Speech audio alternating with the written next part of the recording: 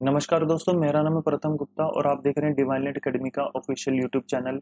आज मैं आपको एनालॉजी सिमिलैरिटी का तीसरा पार्ट पढ़ाऊंगा और मैं आपको बताना चाहता हूं कि एनालॉजी सिमिलैरिटी में टोटल 5 टाइप के क्वेश्चन होते हैं। टाइप 1, टाइप 2, टाइप 3, टाइप 4 और टाइप 5। ये सबसे पहली टाइप है जिसका नाम है वर्ड फॉर्मेशन और ये इस वर्ड फॉर्मेशन की टाइप 1 का लास्ट पार्ट है। This is the last part of word formation. ठीक, तो ये आज लास्ट क्वेश्चन रहेगा, लास्ट पार्ट रहेगा इसका। टोटल मैंने इसके 100 क्वेश्चंस करवाने हैं और इस वीडियो में आपके 100 क्वेश्चन टोटल हो जाएंगे। पहली 2 वीडियोस को मिलाकर मैं आपको 70 क्वेश्चन करवा चुका हूँ और इस वीडियो को मिलाकर आपके टोटल 100 क्वेश्चन हो जाएंगे और इससे ऊपर के क्वेश्चन नहीं आएंगे। आपको जितने भी कॉन्सेप्ट सीखने थे वर्ड फॉर्मेशन के अंदर से वो सारे मैं आपको इस वीडियो में सिखा दूंगा। ठीक है, और अगर किसी ने अगर पहले मेरी वाली वीडियो नहीं देखी है तो वो प्लीज देख लेना, क्योंकि जब तक आप पहले वाली वीडियोस नहीं देखोगे आपको दूसरे वाली वीडियोस नहीं समझ आने वाली है। अगर आप सीधा पार्ट तीसरा ही देख रहे हो और अगर आपने पहले वाली वीडियोस नहीं देखी है तो आपको उतने अच्छे से समझ नहीं आएगा जितने अच्छे से मैं आपको समझाना चाहता हूँ, क्योंकि मैं आपको ये चाहता हूँ कि आपकी फटाफट से सिलेक्शन हो जाए किसी ना किसी तरीके से। ठीक है, बस मेहनत में कमी नहीं होनी चाहिए, बस वो सही तरीके से मेहनत करनी चाहिए अपने को। चलिए टाइम ना वेस्ट करते हुए अब हम क्वेश्चन करते हैं। तो सबसे पहला क्वेश्चन क्या आएगा, देखिए जरा, बहुत ही अच्छा क्वेश्चन है। मछलियों के शल्क होते हैं तो बियर यानी कि भालू के क्या होंगे? पंख, पत्ते, फर या चमड़ी? देखिए सबसे पहले को पता होना चाहिए कि शल्क होते क्या। ये होते हैं मछलियों के पंख, मछलियों के वो पंख जिसकी मदद से मछलियां तैरती हैं। मछलियां जिन पंख की वजह से तैरती हैं उन्हें शल्क बोला जाता है। यानी कि मछलियों के पंख होते हैं तो भालू के क्या होंगे? फर। ठीक है, पंख नहीं होंगे उसको। पत्ते भी नहीं होते, पत्ते तो पेड़ के होते हैं। चमड़ी भी नहीं होती है क्योंकि चमड़ी के ऊपर फर होती है। ठीक है, तो जैसे मछलियों के शल्क होते हैं उसी तरीके से भालू के फर हो गए। अगला क्वेश्चन करते हैं, जरा देखिए जरा ध्यान से, बहुत ही बढ़िया अच्छा क्वेश्चन है। राइटर का पेन से जो रिलेशन है दिए गए कौन से विकल्प का वही ऑप्शन से रिलेशन होगा? तो बताइए जरा क्या आंसर आएगा। देखिए राइटर जो है पेन का इस्तेमाल करता है। राइटर किसका इस्तेमाल करता है? पेन का इस्तेमाल करता है।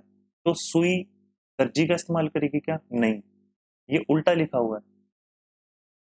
क्या कलाकार ब्रश का इस्तेमाल करेगा क्या? बिल्कुल भी नहीं, क्योंकि कलाकार किस प्रकार का ये हमें नहीं पता कि कलाकार डांसर है, सिंगर है, पेंटर है, एक्टर है, क्या चीज है हमें नहीं पता, इसलिए अपना ये आंसर नहीं हो सकता। तो आंसर आ जाएगा ऑप्शन नंबर 3, पेंटर, कैनवस। क्योंकि जैसे लेखक पेन का इस्तेमाल करता है उसी तरीके से पेंटर कैनवस का इस्तेमाल करेगा। कैनवस क्या होता है? पेंटर जिस इक्विपमेंट्स की वजह से पेंटिंग करता है, ब्रश और स्क्रीन वगैरह, उसे कैनवस बोला जाता है। आगे करते हैं, जरा देखिए जरा ध्यान से। प्रोसेशन का रूट होता है तो अर्थ का क्या होगा? देखिए प्रोफेशन का मतलब होता है जुलूस। जुलूस जिस रास्ते पर चलता है उस रास्ते को रूट बोला जाता है। जुलूस जिस रास्ते पर चलता है उस रास्ते को रूट बोला जाता है। तो धरती जिस रास्ते पर चलती है उस रास्ते को ऑर्बिट बोला जाता है। ठीक है, ऑर्बिट। ठीक है, या यूं कहें कि जुलूस का एक मार्ग होता है तो अर्थ का ऑर्बिट होता है। जैसे ये सूरज है, मैंने सूरज बनाया है, इसके आसपास ये धरती है और ये उसका रूट है। ठीक है, सूरज के आसपास धरती ऐसे चक्कर काटती है ना, धरती का ये ऑर्बिट हो जाता है, कक्षा हो जाती है, ये अपनी कक्षा से बाहर नहीं निकल सकती वो। तो उम्मीद है समझ आ गया होगा। अब नेक्स्ट क्वेश्चन करते हैं, क्वेश्चन नंबर 74। तो जल्दी से करके बताइए जरा क्या होता है। फर्टिलाइजर का फसलों से जो संबंध है कौन से ऑप्शन का वही संबंध होगा? तो बताइए जरा करके क्या आएगा। जब मैं आपको कहता हूँ कि बताइए क्या होगा तो आप वीडियो पॉज करके जरूर करने की कोशिश किया करो। ठीक है, ताकि आपको क्वेश्चन अच्छे से समझ आ जाए। तो जल्दी से करके बताना जरा क्या होगा। देखो, फर्टिलाइजर फसलों को ठीक करती है, यानी कि फर्टिलाइजर क्या होती है? एक ऐसे खाद होती है जो फसलों को अच्छा करने का काम करती है। उसी तरीके से टॉनिक जो होगी वो बॉडी को अच्छा करने का काम करेगी। यानी कि शरीर को सही कौन करती है? टॉनिक, अपना आंसर है। ठीक है। अगर एलिमिनेशन ऑफ प्रोसेस बना रहे हो तो शिक्षक एजुकेशन को ठीक नहीं करता, ठीक है। क्लोरीन वाटर को ठीक नहीं करता, कीटनाशक चूहों को ठीक नहीं करता, ठीक है। तो ठीक कौन करता है? टॉनिक बॉडी को ठीक करती है, ठीक है। क्लोरीन वैसे पानी को साफ करती है, ठीक नहीं करती। देखिए अगले वाला क्वेश्चन क्या था, ग्रेविटी का पुल से जो संबंध है मैग्नेटिज्म का किससे होगा, ऑप्शन में से बताइए। तो बताइए क्या होता है, ग्रेविटी का काम क्या है? ग्रेविटी का काम है अपनी तरफ खींचना, पुल करना। ग्रेविटी अपनी तरफ खींचती है। तो मैग्नेटिज्म, मैग्नेटिज्म का मतलब होता है चुंबक। मैग्नेट लोहे को अपनी तरफ आकर्षित करता है, ठीक है। अगर आपको ये नहीं आ रहा होता तो आप इसको एलिमिनेशन अप्रोच से भी अपना सकते थे। कैसे कि चुंबक पृथ्वी नहीं करता, सोना नहीं करता, पृथ्वी आकर्षित करता है, आकर्षण होता है। तो ये अपना आंसर आ जाएगा ऑप्शन नंबर 3, क्योंकि मैंने आपको पहले भी बताया था कि best option will be your answer. दिए गए विकल्पों में से बेस्ट ऑप्शन आपका आंसर होगा। यहां पर देखिए जरा अगले क्वेश्चन में, प्रश्न नंबर 76 में प्रश्न चिन्ह सबसे पहले है, तो इसलिए हम क्या कहेंगे, देखो एल्बो से कलाई का जो संबंध है घुटने का किससे होगा। देखो एल्बो क्या होती है, हाथ के बीच वाले हिस्से को जहां पर जॉइंट होता है उसे एल्बो कहते हैं, कोनी कहते हैं। तो एल्बो के नीचे क्या होती है, एल्बो के नीचे कलाई होती है। यही होता है ना कि एल्बो ऊपर होती है, कोनी ऊपर होती है और कलाई नीचे होती है। उसी तरीके से घुटने के नीचे क्या होगा बताइए, घुटने के नीचे होती है एड़ी, जिसे एंकल बोला जाता है। और यहाँ पर इस प्रश्न में एंकल को टखना कहा जाता है, ये भी बिल्कुल सही है, ठीक है। मैं फिर बोलता हूँ, कोहनी के नीचे कलाई होती है तो घुटने के नीचे एंकल। अगले वाला क्वेश्चन करते हैं, बहुत ही अच्छा और आसान क्वेश्चन है, बताइए जरा करके। चेहरे का एक्सप्रेशन होता है तो म्यूजिक का क्या होगा, संगीत, ठीक है। अरे चेहरे के ऊपर हाव भाव होते हैं ना, उन हाव भाव को एक्सप्रेशन बोला जाता है। अच्छा क्वेश्चन है ये वाला। चेहरे के ऊपर एक्सप्रेशन होते हैं तो म्यूजिक के ऊपर साउंड, ठीक है। चेहरे के एक्सप्रेशन होते हैं तो म्यूजिक के साउंड। ये वाला बहुत अच्छा क्वेश्चन है और मैंने आपको करवाया भी था पहले वाले पार्ट में, पार्ट नंबर 1 में मैंने आपको करवाया था ये वाला क्वेश्चन, जहां पर मैंने आपको दिनचर्या के बारे में बताया था कि सबसे पहले डॉन होता है, उसके बाद मॉर्निंग होगा, उसके बाद आफ्टरनून होगा, फिर उसके बाद इवनिंग होगा, फिर डस्क होगा, फिर नाइट होगा। तो ये प्रोसेस मैंने आपको सारा बताया था। मैंने आपको ये भी कहा था कि इससे रिगार्डिंग क्वेश्चन बनेगा भी, और ये देखो बन चुका आपके सामने। अगर वो ढंग से पढ़ा है तो आपको आंसर आना चाहिए। तो देखिए क्या होगा, दिन का ऑपोजिट रात है तो गोदुल बेला का किससे होगा।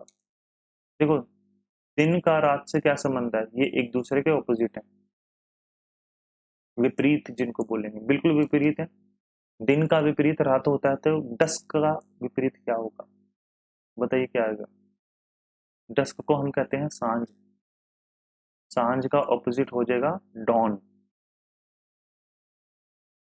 और अब आपके मन में आना चाहिए कि सर ये और कैसे हो जाएगा, डॉन कैसे हो जाएगा। देखो रात से जस्ट पहले क्या होता है, रात से जस्ट पहले होता है डस्क। सीक्वेंस मैंने पहले पार्ट में बताया था, रात से पहले सांझ होती है, तो सुबह से पहले क्या होगा,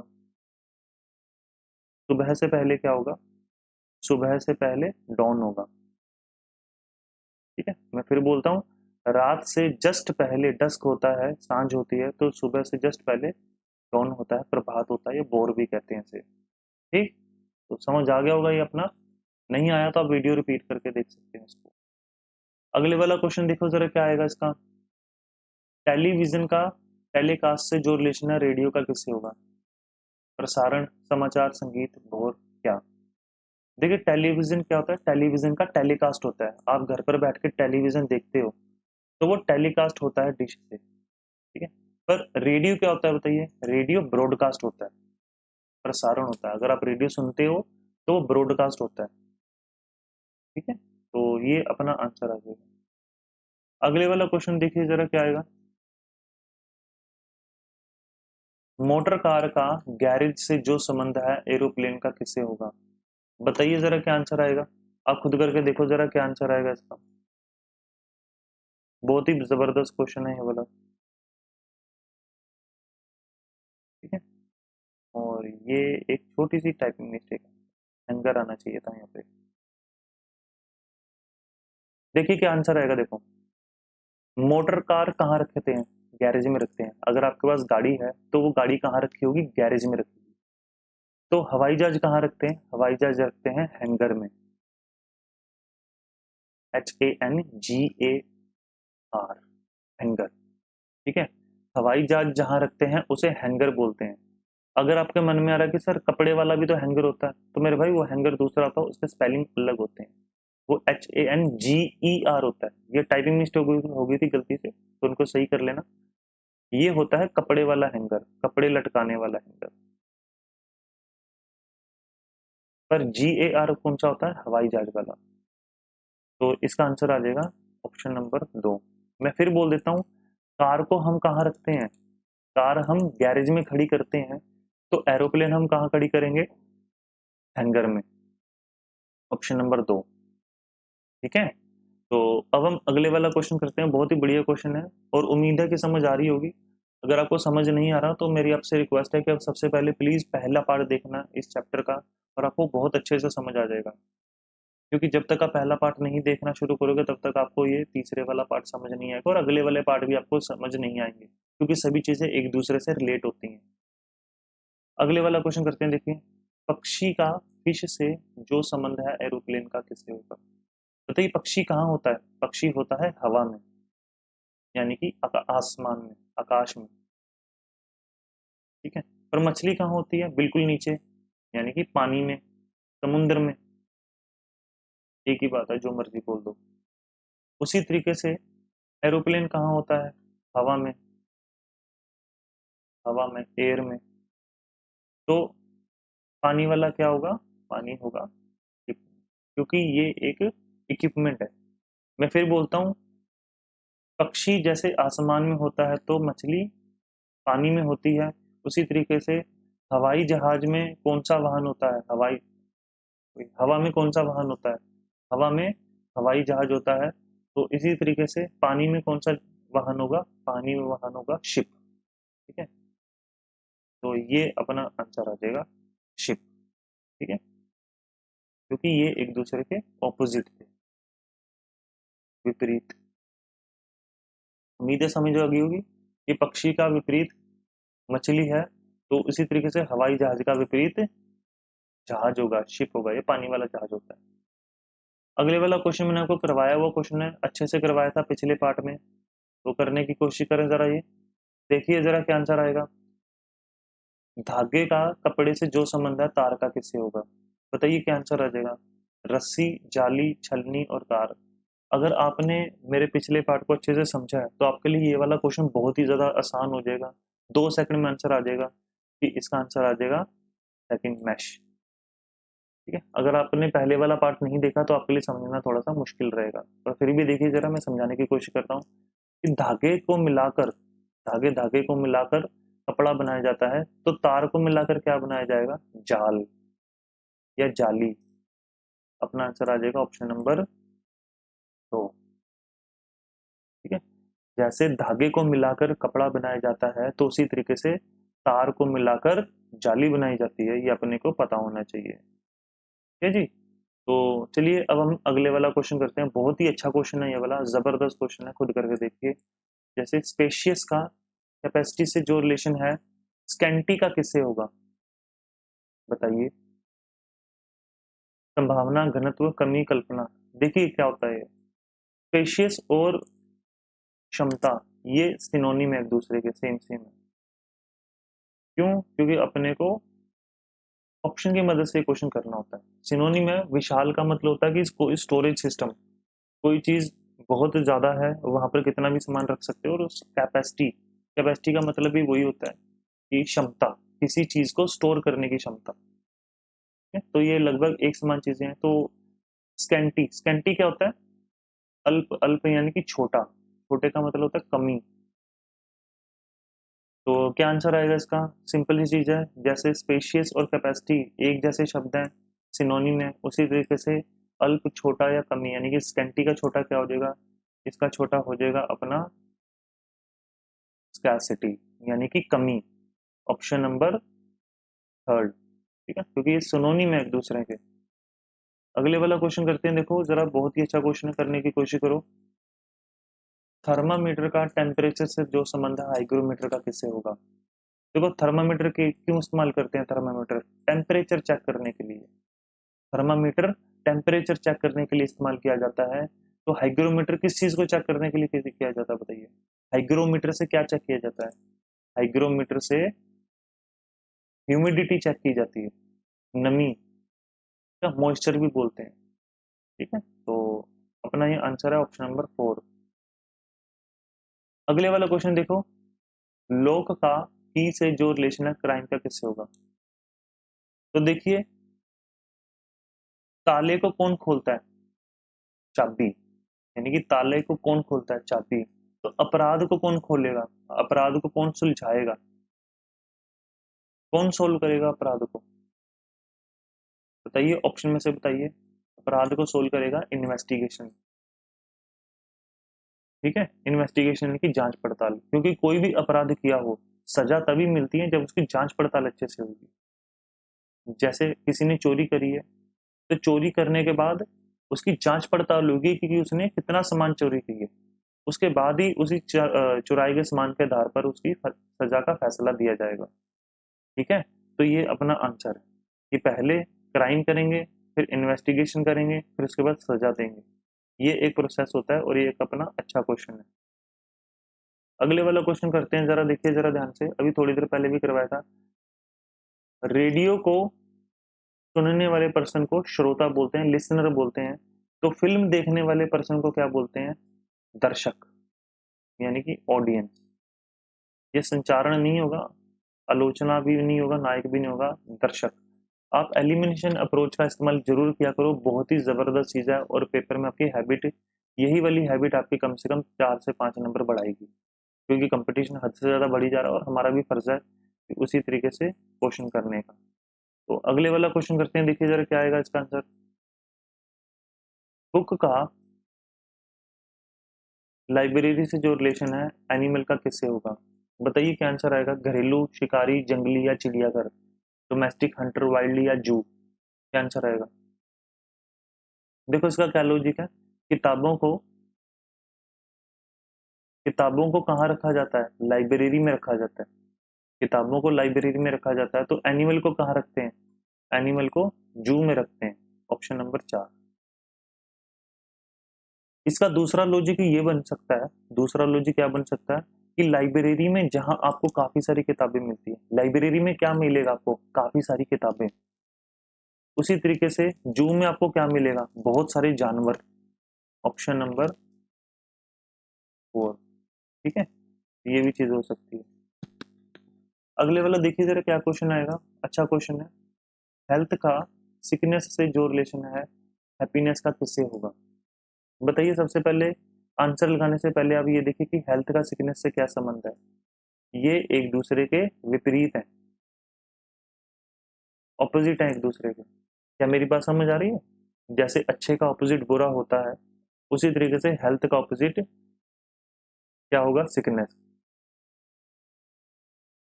जैसे मैं आपको एक एग्जांपल देता हूँ, अगर मैं किसी को कहूँ कि ये पर्सन बहुत हेल्दी है, बहुत स्वस्थ है, और किसी दूसरे के बारे में बात कहूँ कि ये वाला पर्सन बहुत बीमार है, तो दोनों बातें एक दूसरे के विपरीत हैं, कि एक बंदा पूरी तरह से स्वस्थ है और दूसरे बंदा पूरी तरह से बीमार है। तो वो उनकी जो शारीरिक हेल्थ होगी वो एक दूसरे के विपरीत होंगी। ये इसलिए विपरीत है, तो उम्मीद है समझ आ गया होगा। तो हैप्पीनेस का विपरीत क्या होगा, हैप्पीनेस का विपरीत होगा मिसेरी, यानी कि दुख, ठीक है, यानी कि दुख, ऑप्शन नंबर 3, ठीक है। तो समझ आ गया होगा, हिंदी में कर रहे तो खुशी का अपोजिट क्या होता है, दुख होता है। तो ये अपना आंसर है, ऑप्शन नंबर 3। आगे करते हैं जरा, समझ आ गया होगा आपको पूरी तरह से ये। तो अगले वाला क्वेश्चन क्या है, देखिए जरा। एयर का ब्रीथ होता है तो ब्लड का क्या होगा, देखो। श्वास का मतलब होता है सांस, ठीक है, ये आपको पता होना चाहिए। तो देखिए हवा क्या जाती है, सांस के द्वारा हमारे शरीर में जाती है, हवा सांस के द्वारा हमारे शरीर में जाती है। तो खून सर्कुलेशन के द्वारा हमारे शरीर में जाता है। इसे परिसंचरण भी बोलते हैं या संचारण भी बोलते हैं, एक ही बात है। दूसरे शब्दों में बताऊंगा, जैसे हवा ब्रीथ होती है उसी तरीके से ब्लड सर्क्यूलेट होता है, ऑप्शन नंबर 1। ठीक है, हमारी नसों में जब खून जाता है ना, तो उस खून जाने की प्रोसेस को सर्क्यूलेशन बोलते हैं। ठीक है, तो आगे करते हैं। अगले वाला बहुत ही आसान क्वेश्चन है, बताने की कोशिश करिए जरा, क्या आंसर आएगा इसका। देखो, मैथमेटिक्स के अंदर लॉजिक होते हैं, मैथमेटिक्स के अंदर लॉजिक होते हैं, तो साइंस के अंदर क्या होगा, फैक्ट्स होंगे क्या, नहीं। वैज्ञानिक हो गया, नहीं। साइंस के अंदर प्रयोगशाला लेबोरेटरी हो गया, नहीं। साइंस के अंदर एक्सपेरिमेंट होते हैं। ठीक है, समझ आया ना, जैसे मैथ के अंदर लॉजिक होते हैं, उसी तरीके से साइंस के अंदर एक्सपेरिमेंट होते हैं, क्योंकि एक्सपेरिमेंट करते हैं तभी नई से नई चीजें सीखने को मिलती हैं। अगले वाला क्वेश्चन करेंगे जरा ध्यान से। अगले वाला क्वेश्चन क्या लिखा हुआ देखो, मैगजीन का एडिटर से जो रिलेशन है ड्रामा का किससे होगा, प्रिंसिपल, एक्ट्रेस, सिनेरियो या डायरेक्टर। आपको क्वेश्चन हमेशा एलिमिनेशन अप्रोच से अपनाना है, उसी तरीके से करना आपने, कभी भी गलत नहीं होगा। ठीक है, और आपके सिलेक्शन के चांसेस भी बड़े जबरदस्त बन जाएंगे। तो देखिए जरा क्या आंसर आएगा इसका। मैगजीन कौन बनाता है, मैगजीन कौन बनाता है, एडिटर बनाता है। तो ड्रामा कौन बनाएगा, ड्रामा बनाएगा डायरेक्टर, ऑप्शन नंबर 4। ठीक है, जैसे मैगजीन एडिटर बनाता है उसी तरीके से ड्रामा डायरेक्टर बनाएगा। अगला क्वेश्चन करते हैं जरा हम। अगले वाला कहता है, फुट का मैन से जो रिलेशन है हुफ का किससे होगा, पैर का आदमी से जो संबंध है खुर का किससे होगा, बताइए। कुत्ता, गाय, बिल्ली या खरगोश। तो क्वेश्चन को समझते हैं, क्वेश्चन का आंसर लगाने से पहले पहले वाला क्वेश्चन का रिलेशन जरूर बताना चाहिए अपने को। देखिए आदमी के पैर होते हैं, आदमी के पैर होते हैं, तो खुर कौन से जानवर के होते हैं, खुर होते हैं घोड़े के,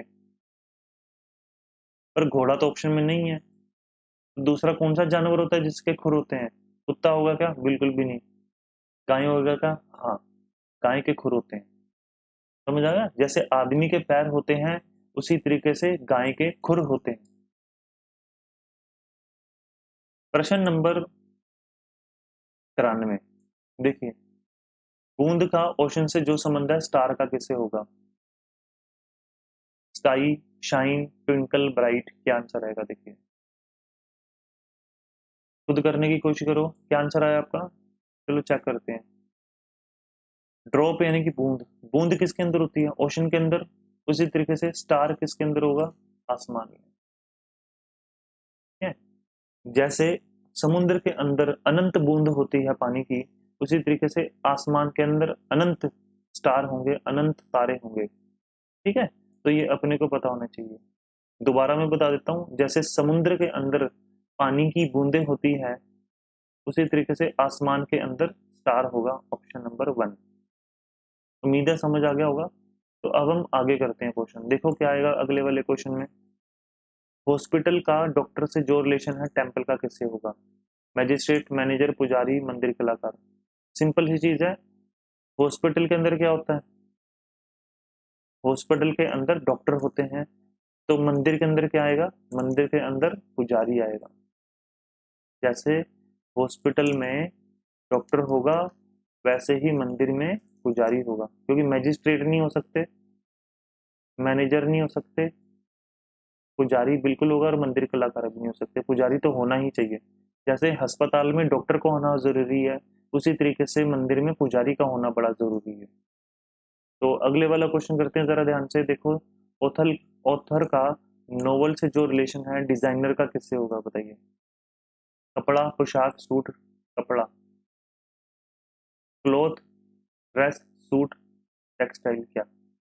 देखिए ऑथर का काम क्या है, ऑथर का काम है नोवेल लिखना, ऑथर का काम क्या है, नोवेल लिखना। तो डिजाइनर का काम क्या होगा, डिजाइनर का काम होगा ड्रेस बनाना, ऑप्शन नंबर 2। ठीक है, यहाँ पर टेक्सटाइल आंसर नहीं हो सकता, क्योंकि टेक्सटाइल का मतलब होता है खुला कपड़ा, जो हमें थान से मिलता है। कपड़े के थान होते हैं ना, कच्चा कपड़ा जिसे बोलते हैं, तो वो होता है, ये वो नहीं होता। डिजाइनर का काम है ड्रेस बनाना, ठीक है, तो ध्यान रखना है इसका। अगले वाला, टेलर का क्लॉथ से जो रिलेशन है फार्मर का किससे होगा, बताइए। टेलर का क्लॉथ से जो रिलेशन है फार्मर का किससे होगा। बताइए टेलर का काम क्या है। टेलर का काम है कपड़े बनाना। उसी तरीके से किसान का काम क्या है, किसान का काम है फसलें उगाना। जैसे टेलर का काम है कपड़े बनाना, उसी तरीके से किसान का काम है फसलें उगाना। अगले वाला क्वेश्चन करते हैं जरा ध्यान से।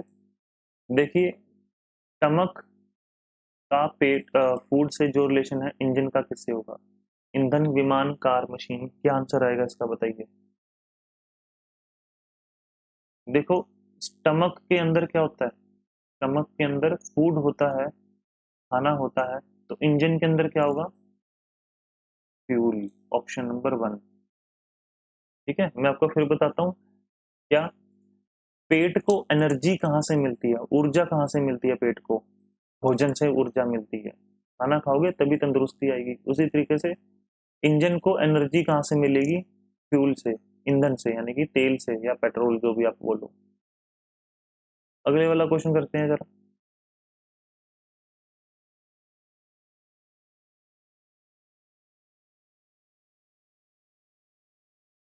अगले वाला क्वेश्चन देखिए जरा क्या आएगा। बुलेट का गन से जो रिलेशन है स्मोक का किससे होगा। फायर, सिगरेट, फैक्ट्री, चिमनी, क्या। देखिए आप क्वेश्चन इंग्लिश हिंदी दोनों लैंग्वेजेस में करना, ताकि आपको अच्छे से समझ आ जाए कि क्वेश्चन में क्या करवा रहा हूँ। ठीक है? तो देखिए क्या हुआ, बुलेट किसके अंदर होती है, गन के अंदर होती है, तो धुआं किसके अंदर होगा, आग के अंदर होगा। ठीक है, ऑप्शन नंबर 1। ठीक है, दोबारा लॉजिक में बताता हूँ आपको। देखो जरा ध्यान से, जैसे बंदूक से गोली निकलती है, जैसे बंदूक से गोली निकलती है, तो आग से धुआं निकलेगा, क्योंकि जहां पर आग होती है वहीं पर धुआं होता है। ये चीज आपने को ध्यान रखनी है। काफी अच्छा क्वेश्चन है। तो अगले वाला क्वेश्चन करते हैं। प्रश्न नंबर 99। तो देखिए ये मैंने क्वेश्चन करवाया भी था, पार्ट नंबर 1 में करवाया था कि क्वैक का डक से जो रिलेशन है, यहाँ पर नी लिखा हुआ था, जिसको हिनहिनाना बोलते हैं। ये मैंने आपको डिटेल में करवाया था। ठीक, तो आपको ये खुद को करना आना चाहिए। तो जरा बताइए जरा क्या आएगा। देखो बत्तख की आवाज को क्वैक कहते हैं, तो किसकी आवाज को बेलो कहेंगे। बताइए कौन सा जानवर ऐसा होता है जो बेलो करता है या जो चिंघाड़ता है। क्या लोमड़ी होगा क्या, नहीं। क्या मेंढक होगा क्या, बिल्कुल भी नहीं। बिल्ली होगा क्या, नहीं, वो म्याऊं म्याऊं करती है। तो इसका आंसर आ जाएगा ऑप्शन नंबर 2, बुल। ठीक है, मैं फिर बोलता हूँ। जैसे डक क्वैक क्वैक करती है, उसी तरीके से जो बैल होगा वो चिंघाड़ता है। ठीक है? तो ये अपना आंसर।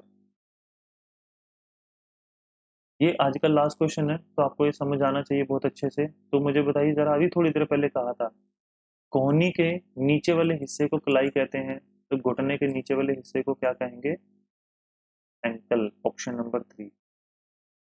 तो ये आज की अपनी क्लास खत्म होती है। और ये मैंने आपको टाइप 1 कम्प्लीटली पढ़ाया, आपको मैंने कम्प्लीटली पढ़ाया है टाइप 1। और मैंने आपको इसके 1 से लेकर 100 तक के क्वेश्चन करवाए हैं, 3 पार्ट्स को मिला के, पार्ट 1, पार्ट 2 और पार्ट 3। ठीक है, मेरी आपसे ह्यूज रिक्वेस्ट है कि आप ये तीनों पार्ट देखना, ताकि आपको बहुत अच्छे से समझ आए। मेरे से पढ़ने के बाद आपको कुछ भी कहीं से भी पढ़ने की जरूरत नहीं पड़ेगी, क्योंकि मैं जो भी चैप्टर करवाता हूँ वो बिल्कुल डिटेल में पढ़ाता हूँ। ऐसा पढ़ाता हूँ कि मैं ये समझ के पढ़ाता हूँ कि दूसरे बच्चों को कभी भी कुछ भी समस्या आई ना। ठीक, मेरा टारगेट क्या है, मेरा टारगेट ये 100 क्वेश्चन करवाना टारगेट नहीं था। मेरा टारगेट है इन 100 क्वेश्चन में जो पैटर्न मैंने आपको सिखाने की कोशिश करी है, उस पैटर्न को इस्तेमाल करके आप इतने काबिल हो जाओगे किसी भी क्वेश्चन को सोल्व कर पाओ। ठीक, तो ये इस बात का आपने को ध्यान रखना कि इन 100 क्वेश्चन के अंदर जो, इन 100 क्वेश्चन के अंदर जो मैंने पैटर्न आपको सिखाया है, वो पैटर्न का इस्तेमाल करना आपका टारगेट होना चाहिए। ठीक है, तो आज के लिए इतना ही। और मैं फिर बता रहा हूँ आपको कि एनालॉजी सिमिलैरिटी अभी खत्म नहीं हुआ। टोटल 5 टाइप्स होते हैं, जिसमें से अभी सिर्फ पहला टाइप खत्म हुआ है, बाकी के 4 टाइप्स पड़े हुए हैं। तो मैं आपको कल सेकंड टाइप आपको करवाऊंगा। नेक्स्ट वीडियो का इंतजार कीजिए और मन लगाकर पढ़ने की कोशिश कीजिए। ठीक है, और अगर आपको मेरा पढ़ाया हुआ अच्छा लग रहा हो तो प्लीज़ लाइक इस वीडियो को कर देना, शेयर कर देना, और कमेंट तो ज़रूर करना, ताकि मुझे पता लगे कि आपको समझ आया या नहीं आया। फिर भी कोई किसी क्वेश्चन में डाउट है तो आप कमेंट करके ज़रूर लिख देना। ठीक है, मैं आपको 100% आंसर दूंगा। और मेरे इस चैनल को, अपने इस चैनल को ज़रूर सब्सक्राइब कर देना। ठीक है, और बेल आइकन ज़रूर दबा देना। आज के लिए इतना ही है, इसके अलावा कुछ भी नहीं है। कल तक का इंतज़ार करिए और घर पे प्रैक्टिस करते रहिए।